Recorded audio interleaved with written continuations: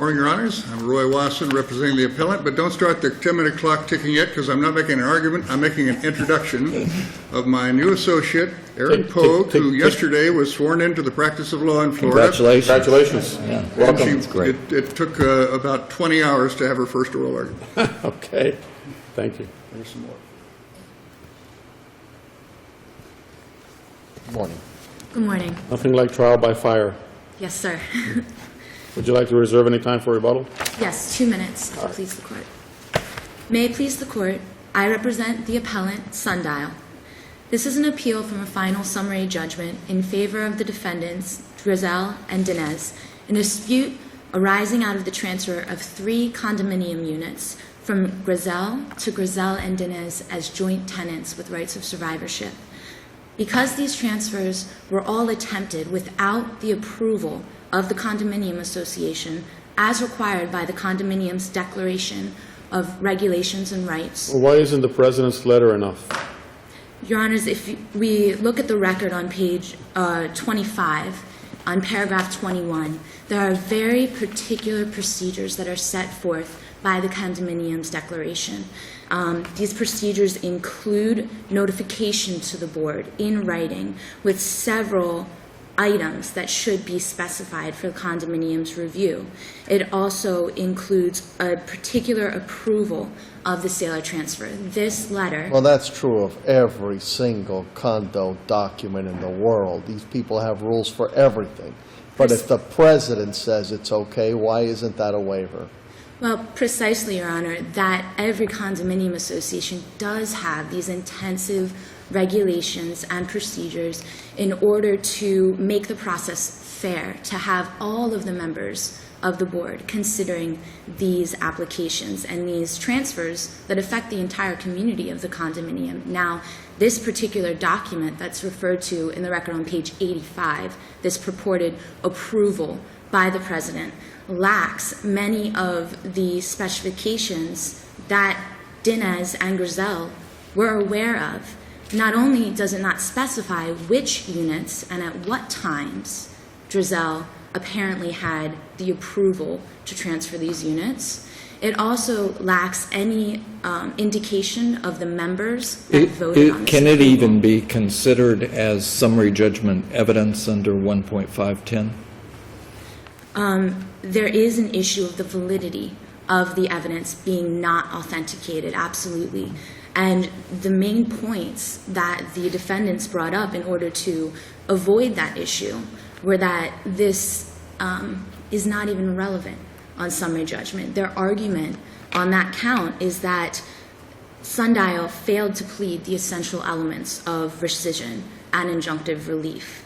Now, Sundial maintains that summary judgment was not proper in this case and should be reversed primarily because Sundial did sufficiently plead its rescission and injunction counts. As to rescission, in the case of Billion versus Mobile, which is a 4th DCA case in 1998, it specifically states that a suppression of truth or suggestion of what is not true at some material point will be ground for setting aside any contract. Here we have a document that is not even known to Sundial at the time of filing its complaint. Well, the circumstances are unusual. If it's if the director's approval meeting is 4 people standing outside an elevator with one of them talking on the telephone, that's unusual. It's very unusual, and it's further unusual if you look to the affidavit of Dinez. She specifies 2 particular parties, 2 members of the board, being Ketman and Kelly, that were there. And then if you refer to the record at page 601 and 604, you see the affidavits of Ketman and Kelly stating they were not there. But how does this take so long to unfold? That's what I don't understand, because the quitclaims are 2005, and this does not become an issue. No lawsuit gets filed until 2010. Well, Your Honor, most property managers, most associations are on top of this thing. You know, we have a policy in Florida of the free alienability of property, so that if someone does not act seasonably and quickly to assert a legal right, including a condo association, So why did this linger on so long? Your Honor does correctly point out that the letterhead supposedly states that this approval was granted in 2005. However, the transfers that took place were May 2006 for Unit 4F, April 2007 for 6A, and then March 2010 for Unit 6C. This came to the attention of the board when Dinez, and Grezell were trying to transfer Unit 6C So it's to the another recordation party. of the quit claims that calls it to the association's attention? Exactly. When this purported transfer, this additional transfer of the joint tenancy to a third party, this is what brings this to light. And the Was the Sundial... issue of the authenticity of the president's letter, was that raised by affidavit by Sundial? Yes, Sundial does raise the issue of the authenticity in... In what way? Well, initially, the letter comes to light in the defendant's answer to the complaint, and Sundial immediately moved to strike that answer and bringing out the fact that this document couldn't be authentic, and even if somehow the president did sign it, which is highly in dispute as to that signature, even if she did sign it, it's not proper. It's not a proper authentication. Did Sundial say that the letter did not appear in their records? That it Yes. wasn't something that was kept in the normal course of business? Yes, and specifically you refer to the Did affidavit it of... specifically allege that the letter was fraudulent or not authentic? As to the allegation that it was fraudulent in the motion to strike, that does appear, and further it's provided in the affidavit of La Certosa, which was filed in support of the opposition to the motion for summary judgment, that it was particularly not authentic, that it was either forged or somehow a mistake. In the best case scenario, it's not proper. Unless my colleagues have any other questions, you want to reserve the rest of your time? Yes, please. Thank you, Your Honor.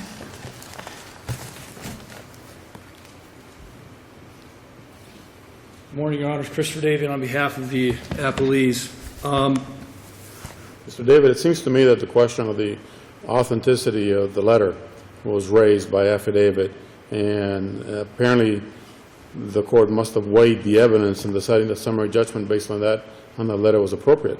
Well, Judge, I don't think the court weighed any evidence on the issue of the authenticity of the letter, because if you go through the record on this appeal, we took Ms. La Certosa's deposition when she testified she was the only one with any knowledge at the association on any of the issues raised in the lawsuit. No one else had any knowledge. We asked her about the letter. She identifies the letter. She acknowledges that it's an approval, and she acknowledges that that is, in fact, the president's signature. It also bears the association's seal. Ms. La Certosa's issue with Apparently this... it was backwards. It was backwards, Judge, because when you look at the original document, which we showed to the trial court so he could see it and feel it, the seal was embossed upside down. It was obviously stuck in the embossing little handle thing upside down, and it was upside down. The original seal was there, so it wasn't like a copy. It wasn't any type of nefarious issue. And they didn't allege that. They don't allege that anywhere. They acknowledge that the fact that the letter was provided, they acknowledge that it's the president's signature. Essentially what they're complaining about is they're not objecting to the sausage. They're objecting to the way that the sausage was made. They're taking the position that, oh, well, you didn't do this, you didn't do that, you didn't do these things in 2005, 2006, 2007. But wait, not so fast. It seems to me that they are objecting to the sausage. They're saying that the letter is not authentic, and they raised that by affidavit. They do not raise that issue, Judge. What they say is, first of all, Ms. La Certosa cannot testify to any of those issues because Ms. La Certosa says, we don't have any records. We asked for all of their records. They have none.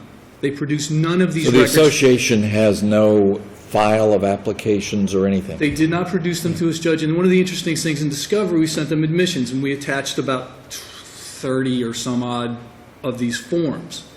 And they run the gamut from Sundial Towers, affidavit, all sorts of happy stuff reciting who was there, to letters, to signal signatures, to multiple signatures, to effectively cocktail napkins. And they all admit all of those are fine, except for ours. They're objecting to the sausage. They simply say, we don't have a record of whether or not you did all these things. but they don't dispute the fact that this is in fact was delivered to us. They have no evidence to contest that. Ms. Kettman and the other member who filed affidavits simply said, I don't remember such a meeting. I don't recall a meeting taking place. The answer is, so what? The answer is no one disputes that Ms. Bergaway signed, that it's her signature. No one contests the fact that it's a form that was used by the association on a number of occasions, and no one contests that the president has the authority to do just exactly what she did. If the president didn't follow the rules, didn't collect the $200, didn't ask for an application, and the reason that we submit she didn't ask for those things is because Ms. Denise has been in the unit for years before that, and they knew her. It wasn't like someone coming off the street to buy a unit. It was a well-known person to them. What they're contesting is they're contesting the fact that if Ms. Bergaway did something wrong, that's an intra-board problem. That's we're going to impeach you, we're going to throw you off the board because you didn't comply with your obligations and you didn't do this right. That's not, we're going to use this as a pretext for a quote-unquote appeal, which is effectively what they're doing, an end run around the condo documents, and say, well, you didn't do what, the process wasn't followed properly, so we're going to pull your approval, have a nice life. Now make you jump through all these hoops all over again. The condo documents don't allow it, and we shouldn't be second-guessing this undisputed piece of paper. The other issues, judges, is that regardless of whether or not there's an issue of fact regarding this approval, they completely fail to plead a proper claim for rescission. They fail to set forth the proper standard for an injunction, and effectively, all you need to find is that they failed to plead the cause of action for rescission, which they don't allege mistake, they don't allege misconduct, they don't even come close to alleging fraud. And Doesn't the case of Rigsby and Briarwoods, I think, tell you that a violation of the condo statute is enough? The violation of the condo statute, Judge, which they haven't established, all they're establishing is that we don't remember that you provided these documents to us. So when you had the problem with that analogy... Well, a breach of the DEC, though, of the Declaration of Condominium and its requirements for transfer of title, wouldn't that be enough? The declaration, all it requires is approval. We have the approval. There's no dispute that the approval is provided to us. So it requires the application as well, doesn't it? Your Honor, the application, But that would be a supposed violation of the declaration, right? That would be a violation of the declaration. Not a violation of any statute. Not a violation of the statute. All the statute says is that a condo shall provide a declaration. Correct. It doesn't say that a violation of the declaration is in any way a statutory violation. That is absolutely correct, Your Honor. I've seen no cases... I happen to know a little bit about these condo nightmares. Well, Judge, we're But looking I'm not using that in this case at all. Judge, the fact of the matter is that they don't set forth any type... let me just back up a second. You threw me, Your Honor. It's not a statutory It is not violation. a statutory violation, and obviously, Your Honor, the President can waive those requirements. No, I know who you are. You've been here for several years. You don't have to give me an application, Rosangela. I know who you are. No problem. I'll take care of this. It's a $200 fee for all these units. You know what? No, I'm going to waive that for you because you guys are just basically changing the title. Intrafamily is what they consider themselves. And this So can we're not going to charge happen that in $200. these can happen in a number of different situations. Sometimes there's condo documents that provide with boat slips, for example, that if you sell the unit, you lose your boat slip. But let's say that you're changing the unit to two people's names, and that's not really a sale to husband and wife. A president can say that's okay. And if you've got that approval, how can they later complain? I agree, 100%. It's not it's a friendly question. I agree 100%. I'm not going to argue with you, Judge. So we don't believe that there's any issue of fact that was properly raised before the trial court. We believe that the case should be affirmed in all respects. Thank you. Thank you. Rebuttal?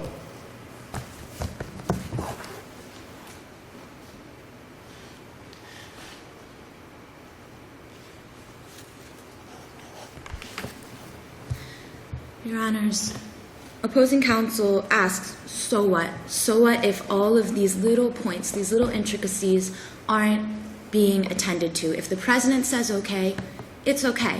They can just do. But it's more than just the president saying it's okay. The president signed a document with a seal saying it's approved. Now, it seems to me that the condo association can hardly complain because the president, acting in their capacity as president, allowed it. And if this document was self-authenticating, if there was no dispute as to the validity of this document and the possibility that this was actually forged. You don't really come here and tell us that there was a huge forgery here that occurred. Somebody stole the seal and put it backwards. I would be hard-pressed to believe that that claim is being made in this case. Your Honor, I cannot claim that it actually occurred. You're saying maybe it occurred. What I can point out is in the record there are several facts, several things in the affidavit, especially of La Certosa, Ms. La Certosa, which was pointed out by opposing counsel, that leads, evidence that will lead to that conclusion, evidence that needs to be pursued, evidence that precludes summary judgment. This signature was not witnessed by the recipient, Dinez. In her deposition, it specifically states, Well, how the do you real know? bottom line is whether or not you raised that issue by proper evidence before the trial court. And once again, Your Honor, if you look to the complaint, we have alleged the essential elements for rescission. We've shown the contract, the character. We've shown the existence of some facts, some impossibility for this transfer to occur.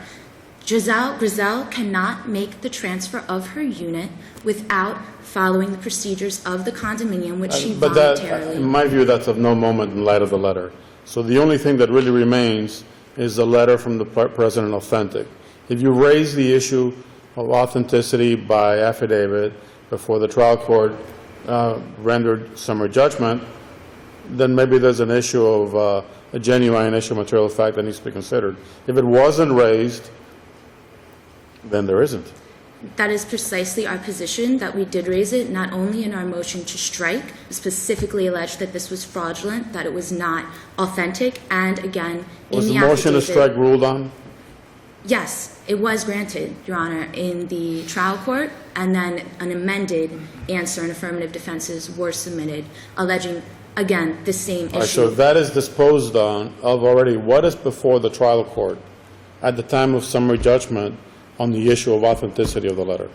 On summary judgment, the authenticity of the letter was brought up by Sundial to refute the, In what way?